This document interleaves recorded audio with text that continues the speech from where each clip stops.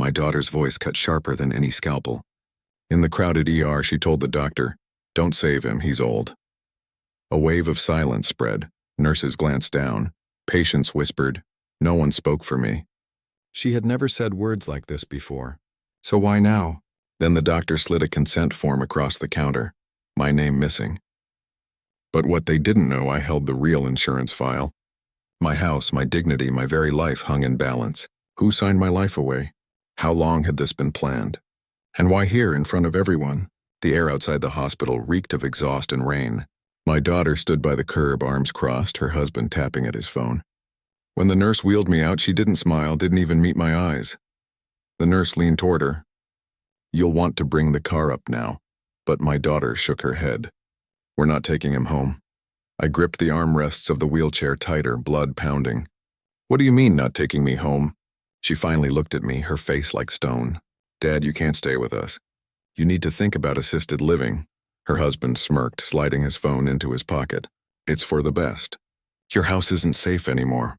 The words hit me harder than any illness could. My house, 40 years of sweat. The roof I fixed, the yard I mowed, the walls where I watched her grow up. Unsafe? No, it was mine. The nurse glanced between us, uneasy, then stepped away quickly. The parking lot seemed to hush as if the night itself leaned in. I tried to steady my voice. "That's my home, and I'm walking back into it." But my daughter leaned down, her whisper meant to cut. "Not anymore, Dad. Things are different now. You'll understand soon." The rain started in light droplets tapping on my hospital papers. I reached to tuck them under my jacket, and that's when I realized my wrist felt bare. My old watch, the one I'd worn since my wedding day, was gone. It had been there when I was admitted. Now only a pale band of skin marked where it once sat. "Where's my watch?" I muttered, more to myself. My son-in-law chuckled. "Maybe you lost it. Or maybe it wasn't worth keeping." That watch wasn't just metal and gears. It had ticked through every shift I worked, every birthday candle blown out, every night I carried her feverish body in my arms. And now it was missing, like my place in their lives. A car horn blared. My daughter's SUV pulled up, but the trunk popped instead of the passenger door. "You'll need to call a cab," she said flatly. "We can't take you. Not tonight." The driver waiting for her car frowned, muttered under his breath, and shook his head. I caught the whisper. What kind of daughter leaves her father like this? She ignored him. Her husband yanked my hospital bag from the nurse's cart, tossed it into the trunk like it was garbage. "You'll get a call," he said smoothly. "About paperwork. Don't make it harder than it has to be." My chest tightened. "What paperwork?" He crouched down to my level, voice low but sharp. "Property transfer. Medical guardianship. It'll all be easier if you just sign." I stared into his eyes, and for the first time I saw the greed. Not care, not concern. Just hunger. The rain came harder, slicking the pavement, blurring the glow of the hospital lights. My daughter closed her umbrella, stepped into the car, and slammed the door. The locks clicked before I could even reach out. Through the window, I saw her lips move, 2 words that froze my blood. "Be ready." The SUV roared away, leaving me sitting in a wheelchair under the rain. My bag gone, my dignity shredded. The nurse hurried back, fumbling with her jacket. "Sir, do you have someone else to call?" I forced a nod, though I had no one. My phone buzzed in my pocket, an unknown number flashing. When I answered, a cold recorded voice filled my ear. "This is a reminder. Your account verification is pending. Please confirm your identity." I hung up immediately, my gut twisting. My accounts. My name, my house, all under siege. I looked at my empty wrist. That missing watch wasn't just an accident, it was the first signal. Something was already slipping through their hands, piece by piece. I pushed myself up from the wheelchair, every muscle aching, every breath heavier. The nurse tried to stop me, but I waved her off. "I'll walk," I muttered. The rain soaked through my shirt as I stepped into the night. My daughter thought she had humiliated me. She thought I was too weak, too old, too broken to fight back. But what she didn't know was that I still had cards left to play, and the first one was finding out exactly what they had already stolen. As I reached the edge of the lot, my phone buzzed again. This time it was a text from my son-in-law. 4 words: "Sign tomorrow or regret it." The church bell tolled slow and heavy that Sunday, its echo rolling over the small town like judgment itself. I hadn't wanted to go, but something in me whispered that if I stayed home, the gossip would grow unchecked. I walked into the sanctuary with my head held high, only to feel every eye shift toward me as though they already knew. The pastor greeted me warmly, his hand firm on my shoulder. "Good to see you back with us, brother. How's your health holding up?" Before I could answer, my daughter's voice sliced through the pews. "He's too weak to keep up anymore, Pastor. He needs to step aside." The congregation went still. A ripple of whispers hissed through the rows. I saw Mrs. Langley, who'd known me for 30 years, shake her head and look down at her hymn book. No one spoke for me. Not one. My chest burned. "Step aside? From what?" She stood tall in front of me, her Sunday dress crisp, her hand resting lightly on her husband's arm like she was a queen presenting her decree. "From decisions. From responsibilities. From pretending you're still in control." I clenched my fists at my sides. "I'm your father. This isn't your place to say." Her husband leaned forward, his smile poisonous. "It is now. Everyone here knows it's time." The pastor tried to interject, his voice calm. "Now maybe this isn't the place," but my daughter cut him off. "It is the place. He needs to hear it in front of people who matter." Gasps fluttered from the pews. I caught the eye of a deacon I once repaired a fence with. He looked away. Another man I'd lent money to years back whispered something into his wife's ear. I wanted to shout, to roar, but the words tangled in my throat. My hands trembled, not from age but from rage. She leaned closer, her whisper somehow louder than any scream. "Obey us or walk away with nothing." The words slammed into me. An ultimatum, clear as day, delivered not in private but under God's roof, with neighbors and friends as silent witnesses. I staggered back a step, my legs heavy. As I steadied myself against the pew, I caught sight of something. Mr. Turner, my neighbor, eyeing my bare wrist. He whispered to his wife, not quietly enough. "Strange he lost that watch. He wore it every Sunday for years." A dart of shame pierced me. Even the absence of that watch had become gossip now. The pastor cleared his throat, trying to salvage dignity. "Let's move forward with worship. There's no need for such talk here." But the damage was done. The church was buzzing like a hive.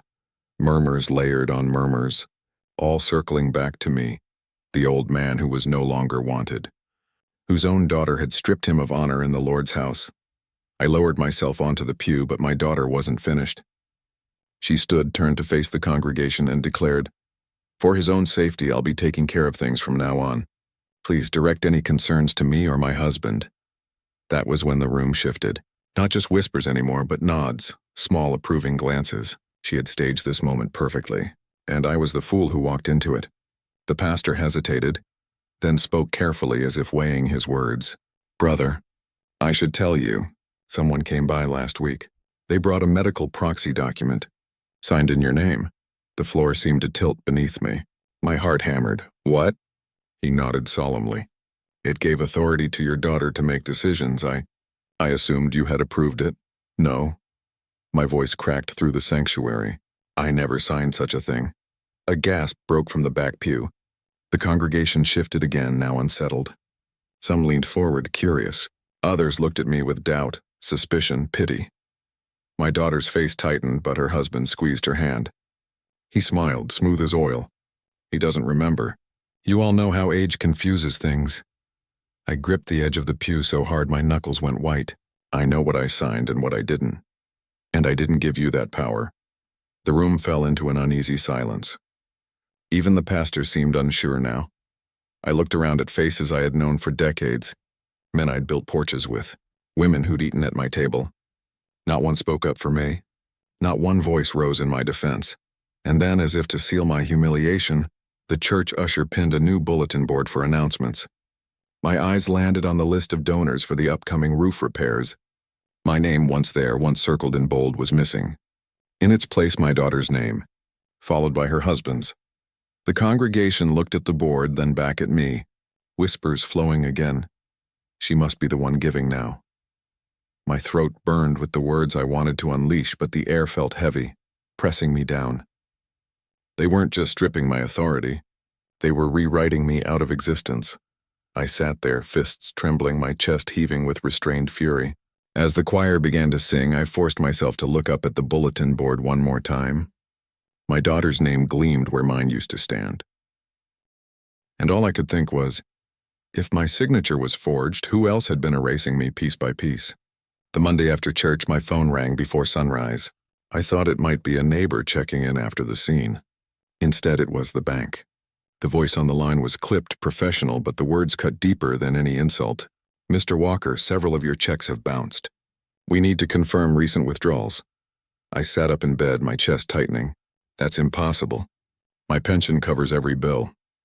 The banker hesitated, then said carefully, Not since the transfer. A large sum was moved to a joint account under your family name. Family name? I whispered. Yes. Authorized by your daughter. My hands went cold. The words rattled in my ear. She had already reached into my pockets, stripped away more than just dignity. She was bleeding me dry. I pulled on my coat, ignoring the ache in my ribs, and walked down to the branch. The lobby smelled of disinfectant and stale coffee, the marble floor shining under fluorescent lights. Behind the counter, the young teller who once greeted me as Mr. Walker. The man with the steady hands now looked at me with a hint of pity. I need to speak to the manager, I said. She nodded, led me to the office in the back. The manager, a man I'd played poker with years ago, shifted uneasily as I sat down. Look, he said, sliding a paper across the desk. These signatures authorized the transfers. We assumed it was legitimate. I stared at the page. My daughter's signature, bold and sharp. Next to it, a scrawl that was supposed to be mine. My name bent at angles I would never write. That's not me, I growled. I didn't sign this. The manager's face paled. If that's the case, Mr. Walker, you'll need to file a fraud report. But, he hesitated, leaning closer. If it's your family, it will get messy. Messy. That word echoed like a curse. He meant the whispers would spread wider. The shame would grow. But it was already spreading. I knew it in my bones. I left the bank, my fists clenched so tight my nails bit into my palms. The cold air bit at my cheeks as I walked past the pawn shop on Main Street. That's when my heart lurched. In the dusty window, under a row of tarnished rings and old lighters, lay my watch. My watch, its leather band cracked, the face scratched but unmistakable. A small tag dangled. $85, I stumbled inside, the bell above the door jangling. The clerk barely looked up. That watch, I said, pointing. Where did you get it? He checked a logbook lazily. Came in 2 days ago. Young couple. Said it was theirs. A chill spread through me. 2 days ago, the night I left the hospital in the rain. My daughter hadn't just left me standing there. She'd pawned the only thing I carried through my whole life. I pressed my palm against the glass case, my breath fogging the surface. I want it back. 85 cash. I reached into my wallet, pulled out bills. But my fingers froze when I counted. Barely 40. The clerk shrugged. Sorry, old man. Rules are rules. I left the shop with nothing but a pawn ticket he let me copy down. The paper felt heavier than stone in my pocket. Proof. Not of value, but of betrayal. Back on the street, a neighbor's voice caught me. Mr. Walker? It was Mrs. Langley, carrying a paper sack of groceries. She gave me a tight smile. I heard at church you're stepping back. Must be a relief, huh?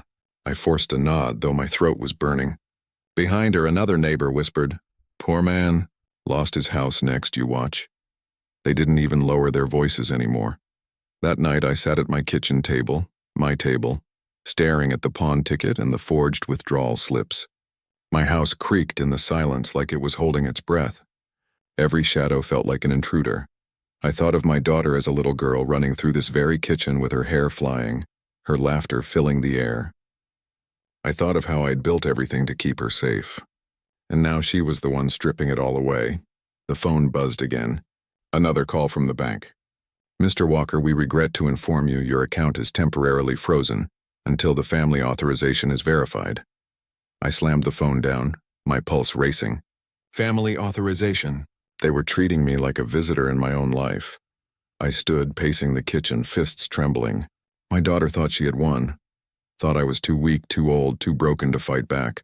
But the pawn ticket in my pocket told me otherwise. It was evidence hard and undeniable. My missing watch wasn't just a loss. It was a thread, and if I pulled it, the whole rotten weave might unravel. As the night deepened, the shadows stretching long across the walls, I whispered to myself, she stole my money, my name, even my watch. But tomorrow, I'll find out just how far they've gone. The bell above Miller's diner door jingled as I stepped inside. the smell of bacon and burnt coffee wrapping around me. Normally, this was where I came for comfort. But that morning, every head turned as I walked in, and I knew before I sat down, the gossip had arrived before me. I slid into a booth near the window, my old cap pulled low. Across the room, 2 men from the feed store leaned close, voices carrying just enough for me to hear. She's smart, taking care of her old man's money before he blows it. Yeah, the other chuckled. Better than him leaving it to rot. Their laughter stabbed me deeper than any knife. I reached for the coffee pot on my table, my hand trembling. The waitress, young, usually all smiles, hesitated as she poured. Heard you've been having trouble, Mr. Walker. Your daughter, she's really stepping up, huh? Her tone wasn't cruel, but the words stung just the same. Stepping up? She was stripping me bare, and the town was cheering her for it. I wanted to leave, but then I saw him. Mark Reynolds, a lawyer I'd known since his intern days.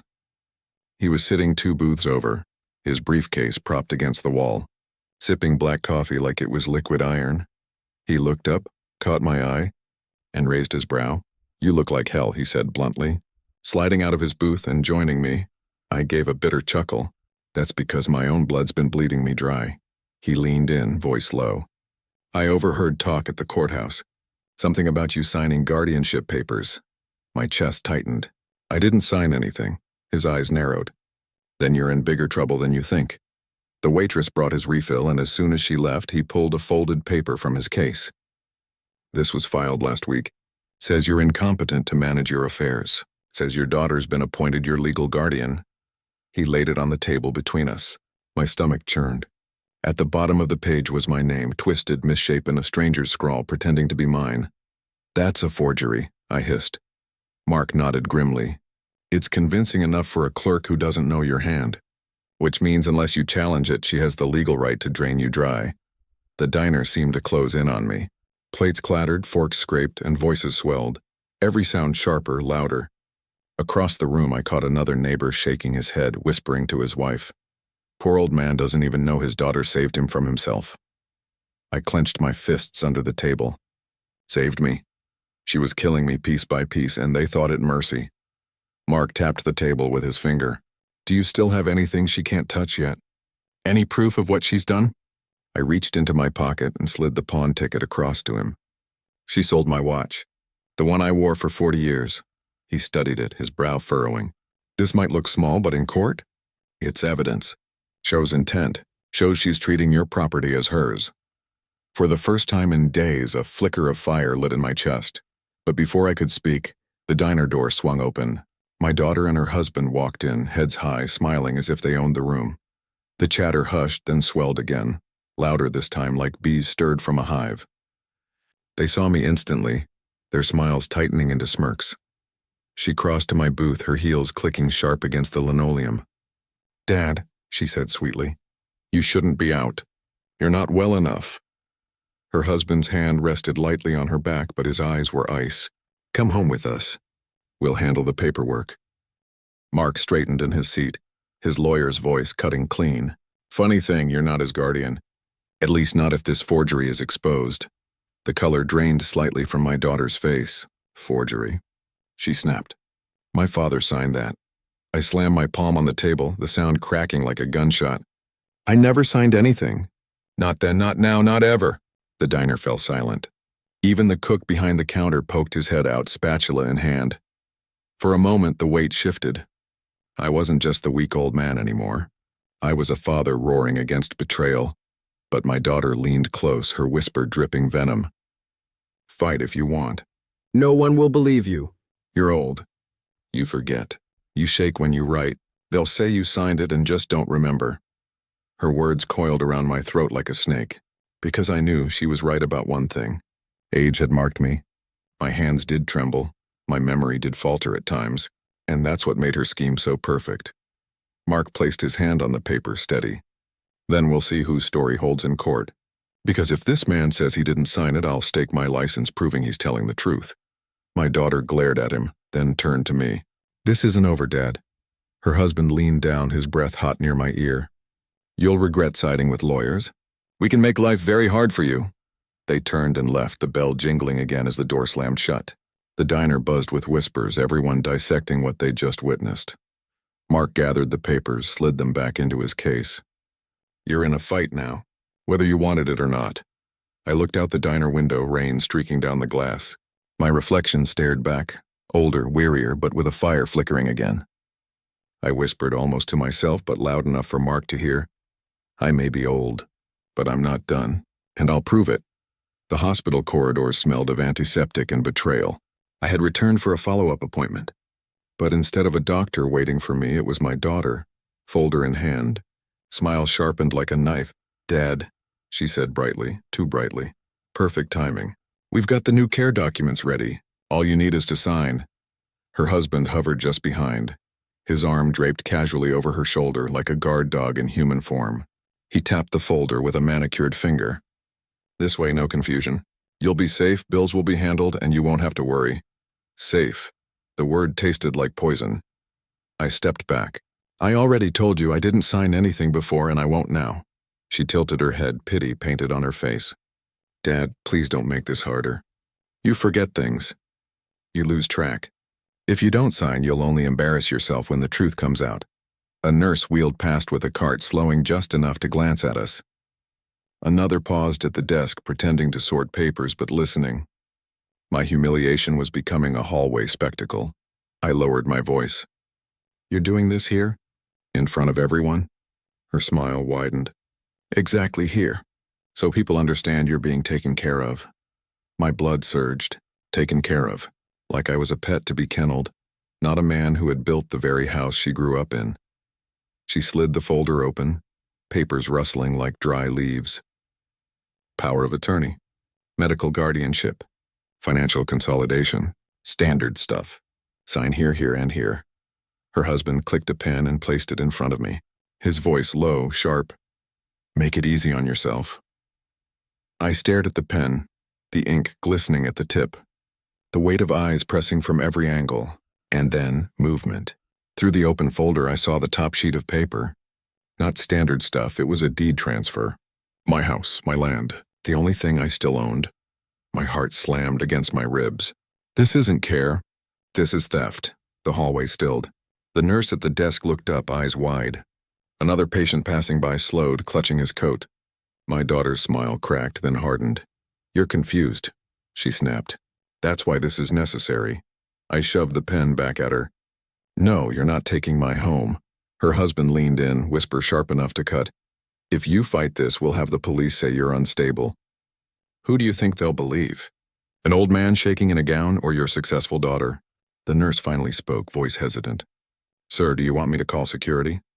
My daughter turned to her sweetly. "No need, he's just tired. He doesn't always understand." The nurse hesitated, torn between belief and suspicion. Around us, whispers swirled. A janitor sweeping nearby muttered, "Shame to see family fight like that." Another nurse whispered, "She's right, he looks so frail." Every word was a dagger. I felt the weight of it all pressing down, but I stood straighter. My voice cut through the air, sharp and steady. "I'm not frail. I'm not confused. And I am not signing." My daughter's jaw tightened. Her husband's face darkened. For the first time, the mask of patience slipped. "You'll regret this, Dad," she hissed, snatching the folder closed. I forced myself to meet her eyes, my voice low, steady, unshaken. "No, you will." She spun on her heel, storming down the hall, her husband trailing behind. The eyes of the staff followed them, then shifted back to me. Some filled with pity, others with doubt. But at least one nurse gave me a small, almost hidden nod. She had seen. She knew. I sank into a chair by the wall, my pulse still racing. My hand brushed the pawn ticket in my pocket, crinkled and damp with sweat. The watch, the money, now my home. They thought I was too weak to fight. But I had proof. And I had resolve. My phone buzzed. It was Mark, the lawyer. His voice crackled through the receiver. "Don't sign anything. I've already filed a temporary hold on those documents. If you had signed today, you'd have lost everything." I swallowed hard, staring down the hallway where my daughter had vanished. She almost had me. "She'll try again," he warned.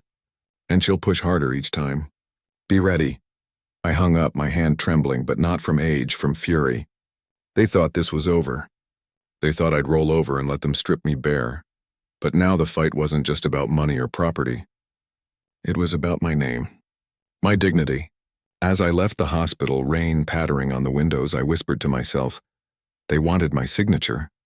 Instead, they just signed their own downfall. I woke before dawn, the house silent except for the creak of old wood. My daughter thought I was too old to fight, but she forgot one thing. I had built my life brick by brick, and I knew exactly where the cracks could be sealed shut. I sat at the kitchen table with my checkbook and the bank's emergency hotline number. The pawn ticket lay beside me like a badge of betrayal. I stared at it, then dialed. Credit division, a tired voice answered. This is William Walker. Cancel all joint cards under my name. Effective immediately. The clerk hesitated. Sir, are you certain? Some of these are active accounts with recent charges, groceries, furniture. My jaw tightened. Cancel them, today. A pause. Then the clerk replied, Understood, sir. They're cut off. I hung up, my heart pounding, a grim satisfaction settling over me. For the first time in weeks, the power tilted back in my favor. By mid-morning, the phone began to ring. First, a text from my daughter. Dad? What did you do? My card got declined at the store. Then a call from her husband, voice low and dangerous. Turn them back on, old man. Right now.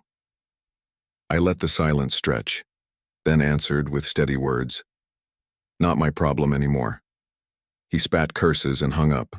I thought it was over until an hour later when tires screeched outside.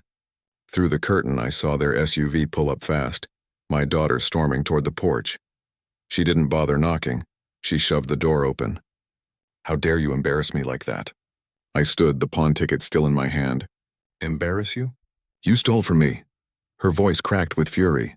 You don't understand. We need that money. You're hoarding it for what? Your old dad. You won't be here much longer. The words sliced me open, but I refused to flinch. It's not yours yet.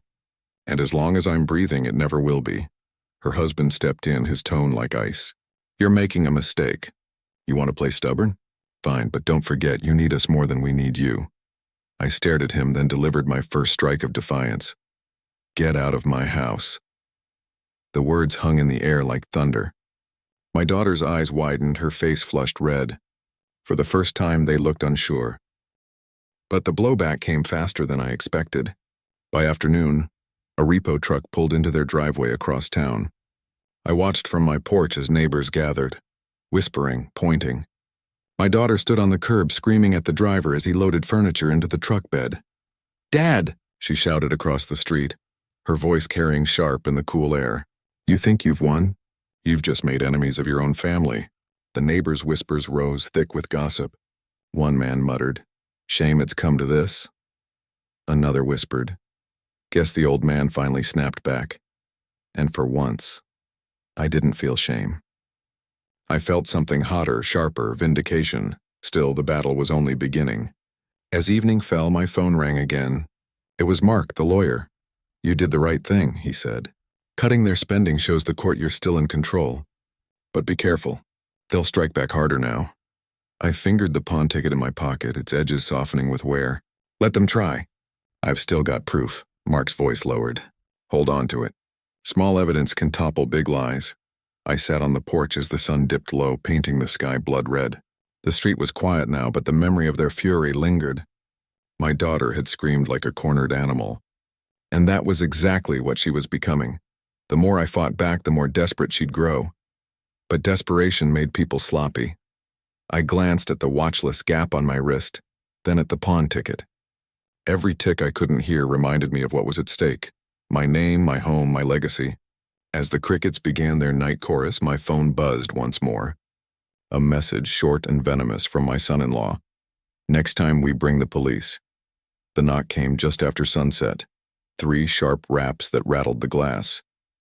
I knew before I opened the door it wasn't a neighbor.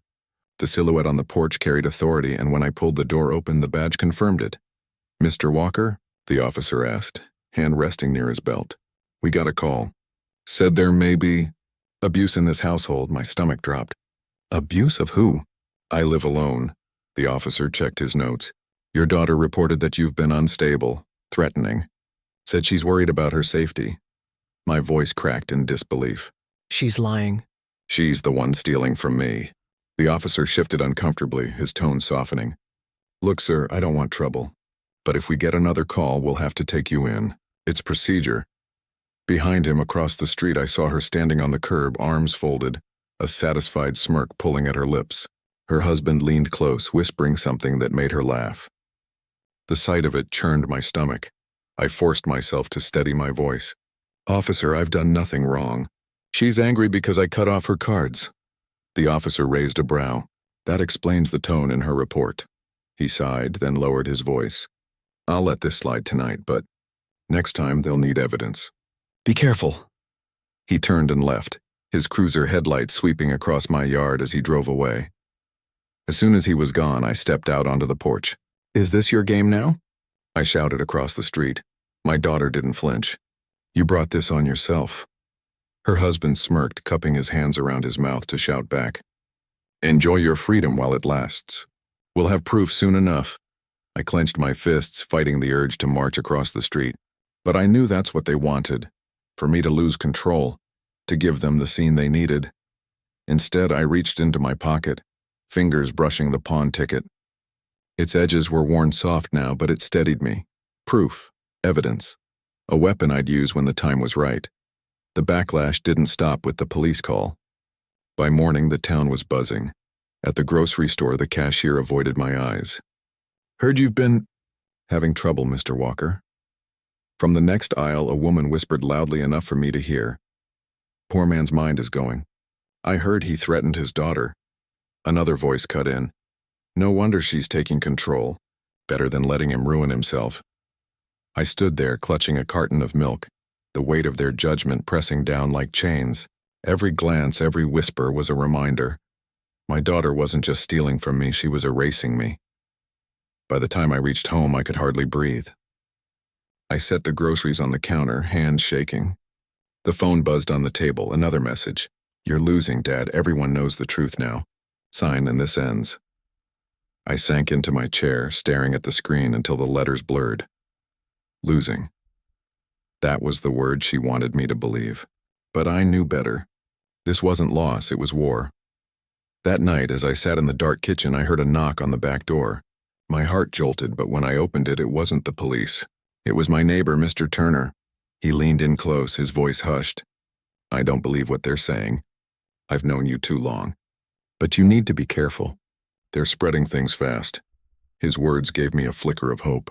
Not everyone believed her lies. There were still eyes watching, ears listening, people who might stand by me when the time came. I nodded. "Thank you. That means more than you know." When he left, I sat back down, the pawn ticket pressed between my palms. My daughter thought her lies could drown me, that the whispers of the town would bury me alive, but I still had proof. I still had allies. And soon, I would have justice. As I turned off the light, my phone buzzed again. This time it wasn't my daughter, it was Mark, the lawyer. His message was short but sharp. "Meet me tomorrow. I found something big." The grocery store was crowded that Saturday morning. Carts rattling, children squealing, the smell of coffee and bread filling the air. I told myself I could slip in and out unnoticed. But when I handed my card to the clerk, her face stiffened. "I'm sorry, Mr. Walker," she said, lowering her voice. "This card's been declined." The people in line behind me shifted impatiently, some peering over my shoulder. My chest tightened. "Run it again," she tried. The screen flashed red. "Declined." "I'll pay cash," I muttered, reaching for my wallet, but there wasn't enough. My pension drained, my accounts frozen, and then I heard it. My daughter's voice, smooth and loud enough to carry. "Dad, I told you to let me handle things. He can't manage money anymore." She had appeared behind me, cart piled high with groceries, her husband smirking at her side. The clerk gave her a sympathetic nod. "You're looking out for him." "That's good." The line of customers began whispering. A man near the back muttered, "Sad when they lose their minds." Heat crawled up my neck. My hands shook, not from age, but from fury. "My accounts were fine until you touched them," I said through clenched teeth. Her husband laughed, low and sharp. "Everyone hears him, right? Delusional. This is why we filed those papers." The whispers thickened, spreading like fire. A woman tugged her child closer. Another man shook his head. I wanted to shout, to roar, but my throat closed. In their eyes, I was already defeated. I left the groceries, shoved my way out of the store, and stepped into the biting wind. My chest ached as though the whole town had placed its weight on me. Mark was waiting outside, leaning against his car. He studied my face, then the empty hands I carried. They humiliated you in there, didn't they? I nodded, unable to speak. He opened his briefcase, pulled out a folder. Then it's time you see what I found. Inside was a document stamped with the hospital's seal. My name printed at the top. My daughter's signature at the bottom. It was a medical consent form, one I had never seen before. Mark's voice was grim. She forged your consent to authorize an early payout from your life insurance, as if you were already gone. The ground seemed to vanish beneath me. My ears rang. Already gone? He nodded. She told the insurance company you were terminal, that you wanted your funds released early to support her. I gripped the paper, my knuckles white. My daughter hadn't just stolen my money. She had tried to erase my life before it was even over. I staggered to a bench outside the store, my body trembling. The pawn ticket slipped from my pocket, fluttering onto the folder. 2 pieces of evidence side by side. My watch, sold off like junk, and my own life, sold off like I was already dead. She wants me erased, I whispered. Mark placed a firm hand on my shoulder. Then we'll make sure the whole town sees who she really is. That night, the whispers spread faster than ever. I could hear them through my walls. Neighbors talking on porches, phones buzzing with texts, voices drifting across the street. Did you hear? Walker's daughter is in charge now. Poor man doesn't even know what he's signing anymore. She's so devoted handling all that. What a blessing. Every word was a nail hammered into my dignity, but I clung to the folder, the pawn ticket pressed against it. Proof. Hard, undeniable proof. Later, I heard footsteps on my porch. I opened the door to find a note pinned to the wood with a thumbtack. 4 words scrawled in my daughter's hand. Sign or lose everything. The ink bled slightly from the cold, but the threat was clear. I ripped it down, my pulse racing. No, I muttered to the empty night. You're the ones losing everything. I turned back inside, the folder in my hand, the pawn ticket tucked safe within. Tomorrow the town would see the truth. Tomorrow the war would begin in earnest. The courthouse smelled of paper and dust, its old wooden benches groaning under the weight of decades of secrets. I sat across from Mark in his cramped office. The pawn ticket and forged documents spread across the table like weapons in a war I never wanted, but could no longer avoid. Mark tapped the forged medical consent. This alone is enough to start a case, but paired with the pawn ticket, we can show a pattern. They've been treating your property like their own. I leaned forward, my voice low, steady. Then file it. Let's stop them before they take everything. He nodded, his eyes sharp. I already did. We're petitioning for a restraining order against your daughter and her husband. They won't be able to touch your finances, your property, or you. Effective immediately. The words lifted a weight from my chest. For the first time in weeks, I felt like I could breathe. Later that day, I followed Mark down the long courthouse hallway, the echo of our steps bouncing off the stone walls. At the clerk's window, he slid the documents across. The clerk scanned them, raised an eyebrow, then stamped them with a heavy thud. Filed, she said. Summons will be delivered this week. I exhaled.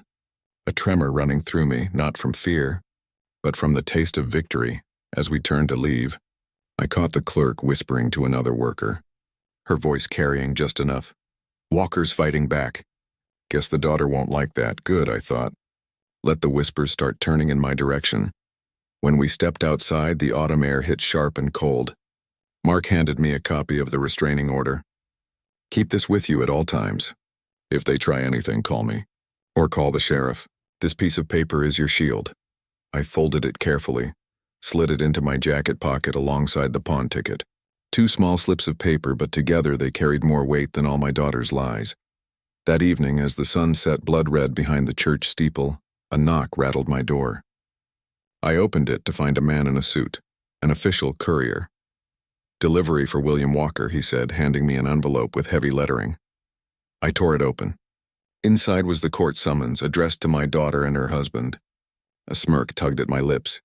They would read those words tonight, and for the first time the ground would shake beneath them. Across the street, I saw their porch light flicker on.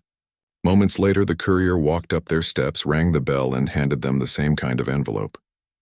I couldn't hear the words exchanged, but I saw their faces when they opened it. My daughter's jaw dropping, her husband's eyes narrowing to slits. Even from a distance, I could feel the fury rolling off them like heat. She turned, her voice carrying across the street. "What did you do, Dad?" I stepped onto my porch, the papers in my hand. "I stopped you." Her husband pointed at me, his face twisted with rage. "This isn't over. You'll regret dragging the law into this." I raised the papers high enough for the neighbors who had come out to see. "The law is the only reason you haven't stolen every last thing from me." Gasps rippled through the small crowd that had gathered. For once, the whispers weren't pity. They were curiosity, doubt, suspicion about her. She stormed back inside, slamming the door so hard the windows rattled. The neighbors lingered, murmuring, trading looks.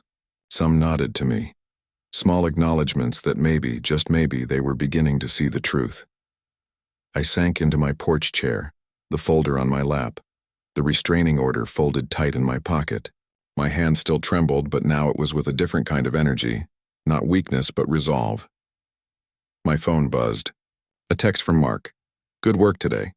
This was your first strike. More to come." I looked at the papers again, then at the darkened windows across the street. For the first time in weeks, I wasn't just surviving. I was fighting back and winning. As the night deepened, I heard glass shatter across the street, followed by my daughter's voice screaming at her husband, "You said we'd never lose." The first sign of their collapse wasn't a scream or a fight. It was the sound of engines. One by one, unfamiliar cars lined up along the curb outside my daughter's house. Men in suits, clipboards in hand, stepped out. Creditors, collectors. I watched from my porch as the first man rang her doorbell. My daughter answered, her smile plastic, her voice sugary sweet. But when the man held up a folder and pointed to the house, her smile faltered. Within minutes, more arrived. A repossession truck backed into the driveway, its lights cutting through the morning fog. Neighbors began gathering on lawns, whispering, pointing. "She always bragged about their money," one woman murmured. "Guess it wasn't theirs after all," another said. My daughter's husband stormed out, shouting, "You can't do this. We'll pay you back." But the men ignored him, loading furniture into the truck bed. A leather sofa, a flat-screen TV, boxes of electronics, all the trophies they had bought with my stolen money. From across the street, my daughter's voice rang out, shrill and desperate. "Dad, stop this. Tell them it's a mistake." I stepped down from my porch, walked to the edge of my yard, and spoke loud enough for the crowd to hear. "This isn't my doing. This is what happens when lies catch up." Gasps rippled through the neighbors. One man chuckled bitterly. Looks like he was telling the truth. For the first time, the tide was shifting. The whispers weren't cutting me down. They were cutting her. Her husband ran across the street, his face red, his finger jabbing toward me. "You think this makes you a hero? You've ruined us." I didn't move, didn't flinch. "No," I said calmly. "You ruined yourselves." He sputtered, rage choking his words, but the crowd's silence pressed on him harder than I ever could. He stormed back, slamming the door so hard the glass rattled. As the repossession dragged on, a stranger approached me. Middle-aged, tall, with steady eyes. He held something in his hand. "Mr. Walker?" he asked. "Yes?" He extended it, a watch, my watch. The leather band cracked, the face scratched, but still ticking faintly. I froze, my throat tightening. Where did you get this?" "Pawn shop," he said simply. "I bought it last week. But when I saw what was happening today, I realized it wasn't theirs to sell. It was yours." I took it, my hands trembling, the metal cold against my palm. 40 years of memories pressed into that ticking circle, now returned to me by a stranger's kindness. My daughter stood frozen on her porch, watching as I slid the watch back onto my wrist. Her face drained of color. The crowd saw it too, the shame, the crack in her perfect mask. One neighbor whispered, "That's his. He wore it every day," another added. They really did steal from him. The evidence wasn't in court yet, but in that moment, the truth was already spreading faster than any lie. The man who returned the watch gave me a small nod. Then, lowering his voice, he said, "Name's Harris, investigator. I've been working with Mark." I blinked. You're his man?" He smiled faintly. "Had to be sure your story held water. Now I know it does. And soon, everyone will." My chest swelled, not just with relief, but with something deeper. Vindication.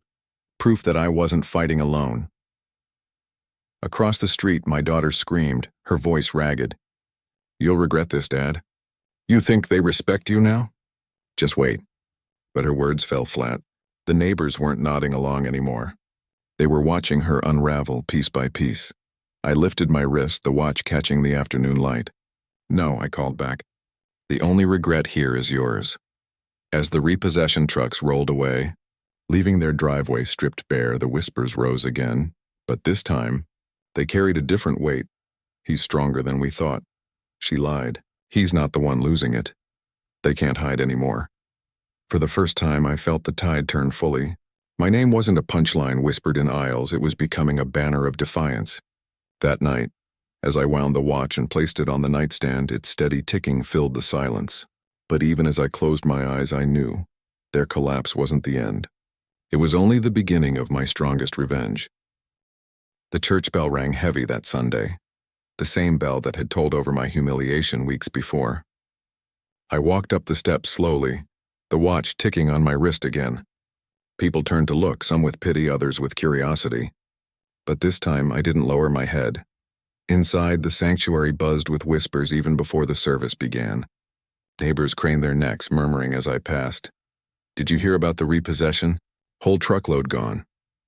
And that lawsuit, he really filed it. I slid into a pew near the front, the leather strap of my watch warm against my skin.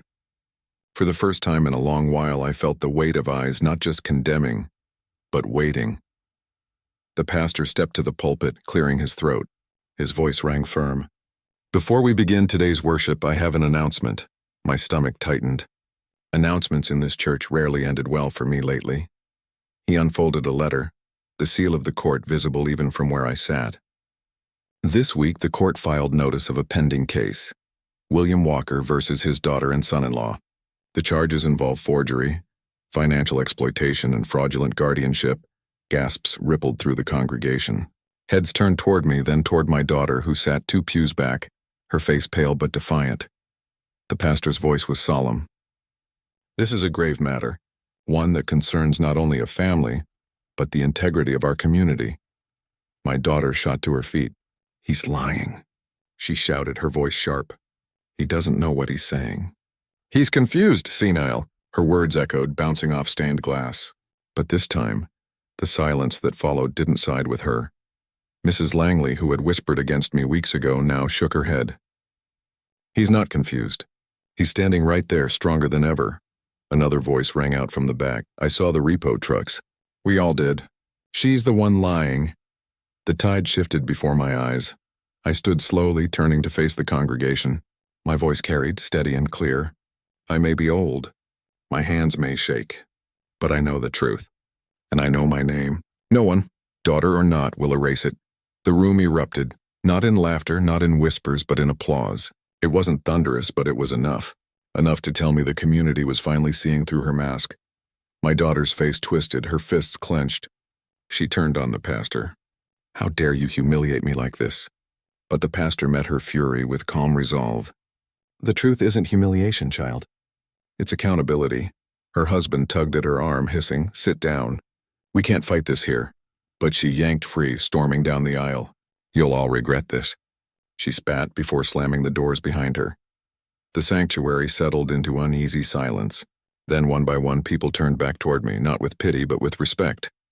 A neighbor I hadn't spoken to in months approached after the service, his voice quiet. We misjudged you, Bill, didn't see what she was doing. But now we believe you. I nodded, my throat tight. That's all I needed. As the crowd thinned, the pastor pulled me aside. I don't know how this ends, but know this. You've already begun reclaiming what was stolen. Not just your money, but your place. I looked down at the watch ticking steadily on my wrist, the symbol of everything she tried to strip away, and I'm not stopping until it's all restored. Outside, the autumn air was crisp, the leaves crunching beneath my boots. For the first time in weeks, I walked down those church steps not as a man disgraced, but as a man rising. But as I reached my porch, a letter lay waiting in my mailbox. I tore it open and froze. Court date set. 2 weeks. The battlefield was ready. The courtroom smelled of wood polish and nerves. Sunlight streamed through high windows, cutting sharp angles across the benches. I sat at the plaintiff's table, my watch ticking steadily on my wrist, Mark at my side. Across the aisle, my daughter and her husband whispered furiously, their polished masks cracking under the weight of what was coming. The judge entered, robes flowing, gavel cracking the air. Court is now in session. Mark stood first. Your Honor, today we present evidence of fraud, financial exploitation, and forgery against William Walker's daughter and son-in-law. Murmurs rippled through the room. Neighbors had filled the gallery. Faces from church, from the diner, even from the grocery store where my card had been declined. This wasn't just a trial. It was a reckoning watched by the same community that had once whispered against me. The defense attorney rose, slick and smug. Your Honor, this case is nothing more than the confusion of an aging man. My clients are the devoted caretakers unfairly maligned. My daughter nodded, feigning concern. We only wanted what was best for him. But then Mark laid the first stone. Exhibit A, he said, holding up the forged guardianship papers. Compare this to Mr. Walker's real signature. The difference is obvious. The judge studied the documents, his brow furrowing. Indeed, whispers filled the room. Forgery. Bold as daylight. Next came the pawn ticket. Mark slid it across the table. Exhibit B, proof that the defendants pawned Mr. Walker's personal property, a watch he wore daily for 40 years. Without his knowledge, I lifted my wrist, the watch gleaming faintly. Gasps filled the courtroom. That watch, Mark continued, was returned by a private investigator who confirmed its sale. This wasn't care. It was theft. My daughter's face twisted, her husband's knuckles white against the table. Finally, Mark revealed the hammer blow. Exhibit C, a forged medical consent form, submitted to the insurance company, requesting early payout of Mr. Walker's life insurance, funds only available if he were terminal. The room froze. The judge's eyes widened. You're telling me they attempted to collect as though he were already deceased? Yes, Your Honor.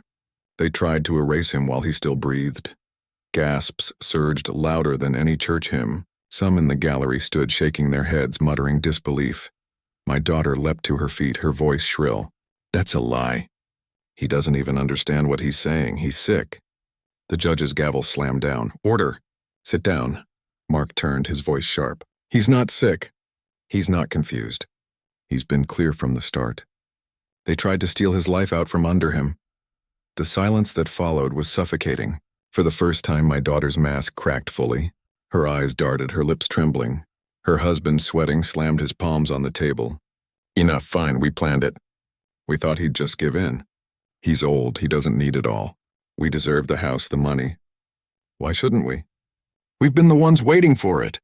The room erupted. Gasps, shouts, murmurs of disgust. The judge banged the gavel furiously, but the damage was done. The truth had spilled out, raw and undeniable. My daughter turned on him, screaming, "You idiot!" But it was too late. The judge leaned forward, voice cold. This court finds the evidence overwhelming. The defendants are guilty of fraud and financial exploitation. Their control over Mr. Walker's affairs is revoked immediately. Property and funds are to be restored. The gavel cracked down again, final and sharp. The gallery broke into hushed applause, whispers flying. Justice. Finally justice. I stood slowly, my knees stiff but my back straight. My daughter stared at me, her face streaked with tears and rage. Dad, please. We just wanted security. I met her gaze, steady, unbroken. You wanted my life before I was finished living it. And now you'll face the cost. The bailiff moved to escort them out. Neighbors avoided their eyes, some even turned their backs. Their kingdom of lies had crumbled in a single morning. Mark placed a hand on my shoulder. That was your strongest strike. You've taken back more than money, you've taken back your name. I looked down at the watch ticking steadily, its sound louder than the gavel itself. And I won't let them silence it again. As I walked out of the courthouse, the autumn sun warming my face, I heard the desperate cries behind me. My daughter begging, her husband cursing. But for the first time in months, I didn't look back. Because the next battle wasn't in court. It would be in my own home, where they would come crawling. The courthouse victory still rang in my ears when the knock came that night. It wasn't the sharp rap of an officer or the smug tap of a courier. It was softer, hesitant. When I opened the door, my daughter stood there, her eyes red, her face pale, her husband lingering behind her like a broken shadow. Dad, she whispered, voice trembling. Please, and can we talk? I let the silence stretch. The same silence she had once forced on me in front of crowds when no one spoke in my defense. Now it was her turn to squirm under its weight. Finally, I stepped aside. 5 minutes. They entered, their presence filling my kitchen like a storm cloud. My daughter clasped her hands together, shaking. We're sorry. We went too far. We thought we were securing our future. We didn't mean to hurt you. Her husband scoffed softly, but one glare from me silenced him. I sat at the head of the table, the old watch ticking on my wrist like a gavel. You pawned my belongings. You forged my name. You tried to collect on my life while I was still breathing. And now you want mercy. Tears welled in her eyes. Dad, please, we lost everything. The house, the cars, the accounts. We're drowning. If you don't help us, we'll be ruined. I leaned forward, my voice sharp. You tried to ruin me. Did you care then? She flinched, sobs catching in her throat. I was scared. I thought if I didn't secure things, we'd have nothing left when you were gone. I slammed my palm against the table, the sound cracking through the room. I'm not gone. The words echoed. My chest heaved, but my voice didn't waver. I am still here, still living, still your father. And you tried to bury me alive. Her husband muttered. We just wanted a piece of what was ours. I turned my gaze on him, cold as stone. It was never yours. Not one brick, not one dime, not 1 second of my time. I built this life. And you tried to steal it. He looked away, ashamed. For once, no smooth words came to his lips. My daughter collapsed to her knees beside my chair, clutching my hand. Her tears wet my skin. Please, Dad, don't let us end like this. Don't destroy us. You're all we have left. The watch ticked louder in my ear, reminding me of every humiliation, every whisper in the diner, every gasp in the church, every forged paper shoved under my nose. I looked down at her trembling fingers. Once those hands had clutched mine as a little girl crossing the street. Once I would have given her anything, but now those hands had signed my life away. I pulled free, standing tall. You wanted me erased. Now you're the ones erased. Her sobs broke into the stillness. Her husband pulled her up, muttering, Let's go. He's made his choice. But before they reached the door, I spoke again. My voice was low, cold, final. I've already signed the new will. Every cent, every acre, every dollar, none of it goes to you. They froze. My daughter turned, her face crumpling. What? No. Dad, please. You can't. I nodded once. I can, and I did. My legacy will go to people who value life, not those who try to steal it. Her husband cursed under his breath. But she broke down completely, collapsing against the doorframe. Please, just give us one more chance. I stared at them, letting the silence stretch until it felt unbearable. Then I spoke the final words they would hear under my roof. Get out. They left, the door slamming behind them, their footsteps fading into the night. I stood in the kitchen alone, the watch ticking steady, my breathing heavy but sure. For the first time in months, I felt control, firm, absolute, unshaken. I sat back down at the table, the will papers stacked neatly beside me. Tomorrow, the town would learn where my inheritance was going. And that revelation would finish what this trial had started. The diner was louder than usual that morning, plates clattering, coffee pouring, gossip rising like smoke. I pushed the door open, the bell jingling, and conversations slowed. Every eye turned to me. But this time I didn't bow my head. I walked tall, my watch ticking steady, a folder tucked under my arm. The same waitress who once pitied me brought a fresh pot of coffee. Morning, Mr. Walker, she said softly, almost with respect. I nodded, then cleared my throat. Folks, I said, raising my voice just enough to carry. I have something to share. The diner hushed, forks pausing mid-air, whispers silenced. My daughter and her husband sat at the far booth, their faces pale, their plates untouched. I placed the folder on the counter and pulled out the new will. You all know the story by now. How my name was forged, how my money was drained, how my life was nearly signed away while I still lived. You whispered about me. You doubted me. And I don't blame you. The silence thickened. People shifted, uncomfortable. But the truth is out. And now, so is my decision. I opened the folder, the will seal catching the light. My estate, my house, every cent I've saved, it will not go to those who betrayed me. It will go to the Veterans Relief Fund in this town. To the men and women who fought for something bigger than themselves. The room erupted. Gasps, whispers, some even clapped softly. A man near the back spoke first. That's noble, Bill. Another voice chimed in. Better than letting thieves waste it. All eyes turned toward my daughter and her husband. They shrank in their booth, faces burning under the weight of every gaze. I looked straight at them. You tried to erase me. Instead, I erased your power. My legacy isn't yours to steal. It belongs to those who understand sacrifice. My daughter's eyes filled with tears, her lips trembling. She whispered, "Dad, please." But no one listened to her. Not anymore. The diner buzzed louder, neighbors whispering, nodding, some even approaching me to shake my hand. Respect, the same respect they once denied me, was returning piece by piece. The waitress leaned close, her voice gentle. You did the right thing. I nodded, though my heart ached. It wasn't easy, but it was necessary.